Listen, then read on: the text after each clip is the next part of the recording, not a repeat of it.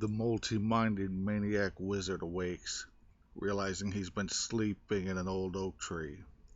All the voices in his head are actually the ghosts he summons for errands, never knowing they decide on their own who goes out next. He's always assumed he's just crazy, and it was random.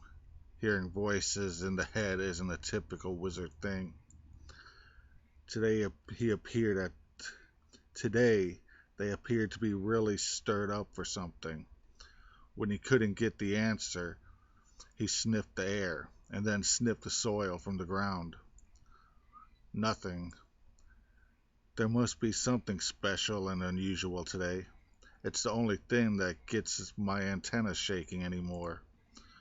Realizing nothing was going to budge, he decided to go ask the old oak.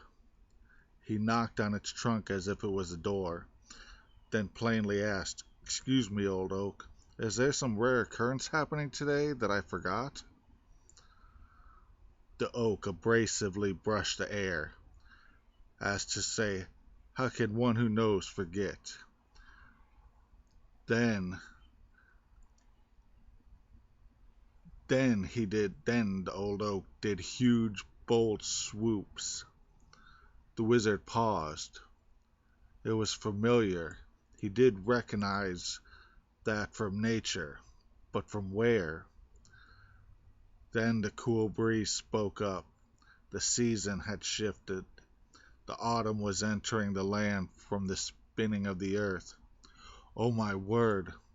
He jumped upright in disbelief. "Thank you, old oak," putting his hand on the trunk gently. "I haven't much time. I can't believe I'm here in front of it." The wizard tied his beard around his neck like a scarf. The last thing he needed was the old thing to bounce around, obstructing his view. He chose very carefully. His friends never eat the young ones, and since they can't climb very well, he had to balance out enough so that they would have enough food on their own. Luckily for him, he's seen them once or twice before in his long enough so many years living in the wilderness. For you see, they are a migration species, and although unlike aerial fauna, animals bound to the ground never stop walking. They're forever in a train track-like lifestyle.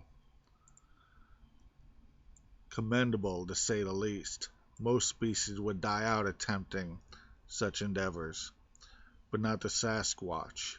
It lives about as long as a human, around about as long as a human, and in its journey for food, mostly berries, mushrooms, herbs, it has found what most never see, let alone appreciate. They found a path they love, but it's so much more than that. They find a free life full of fun. They stomp around the Louisiana swamps.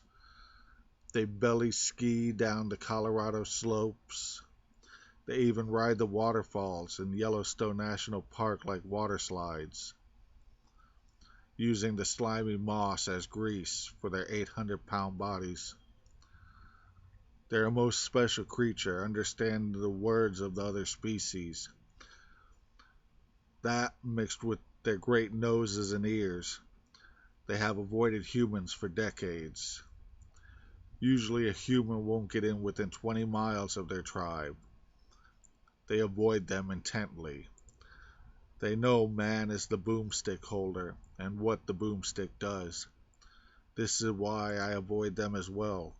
They should fear man, for more than its guns. The guns are the merciful one. Kidnapping, dissection, put on display, taught in classes as if to cover up the rest, as if it's not just for conquest. Humans have a bad habit of these things, not accounting for how far an orca travels in its life to be healthy and happy. He even once, I even once heard one of the young friends say he heard the season change is caused by the Earth distance from the sun. How do they get away with this? If Earth traveled in an oval shape trajectory, if it's somewhere in the north, okay, hold on.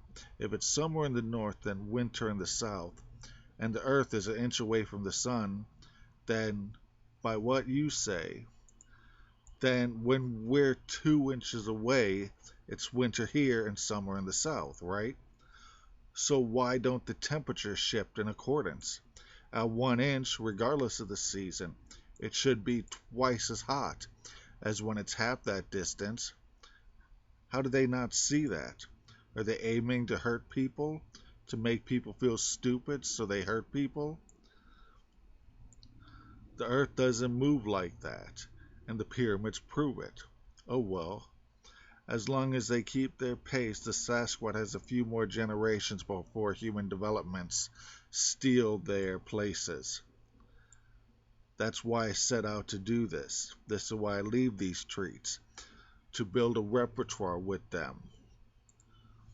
Maybe I can steer them into camouflage, if not just deterring them around. He puffed on his pipe while gathering his gift. This is what wizards do. It's what they are. He's been pondering with the idea of doing these same things with polar bears. Too bad he's just one person. As they become whales, like how the pandas became orcas, or saber-toothed tigers become walruses, a polar bear can be a great ally. But can you do it without heading into the oceans with it? The ice caps are melting. Will this thicken the atmosphere, allowing the cold to erase the global warming that's caused them to melt? Naturally? He doubts it, but does know for sure a polar bear is dangerous enough on land. If he had a tribe of people, he could teach them how to become mermaids with killer whale-like protectors, like how humans domesticated wolves over the 100 decades. This job was important, not complicated, and wouldn't take decades to finish. These are not dogs. They're intuitive, and all I need to do is find the right puzzle for them to solve, while guiding their course sparingly. The Mystic Universe Society does not change things to meet their goals. We help them find their own goals and preferences. He set out one of his ghosts to find where they were. He didn't want to be near it. He didn't want to be near them this early, using the ghost so he can find out where to put the food close enough so that it doesn't spoil. It was lovely looking down from the tree hiding in the bushes and the branches. It worked. The last couple times, over the last 5, 10 years, the food was left untouched. This year they fed and seemed happy once they broke through the fear and got close enough to it to begin eating. He could only hope this wasn't starvation. In any case, he found his step and they could learn. The multi-minded maniac wizard yawns and found a puddle of water.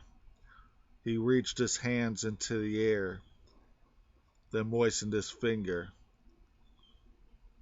He reached his hand into the air first, and then moistened a finger with his mouth before lifting it into the air in the same spot. Then he walks over to a rock in the sunlight. He places his hand above it, but not touching it, and looks into the sky. and how the clouds are acting. Perfect. No rain in the clouds or affecting the atmospheric colors. So he began doing the raining fingers while turning into a spin. Then, as he began to shrink, he pointed both of his index and middle fingers at each other and spit, pulling apart, erecting a bubble around him. He hates asking while shrinking into the small puddle, he thought, this is the perfect place. My bubble will pop as soon as the water dries up and wake me. What an effective, perfect alarm. I do hate asking animals to be at my alarm. They shouldn't understand time. And he passes out. Finn.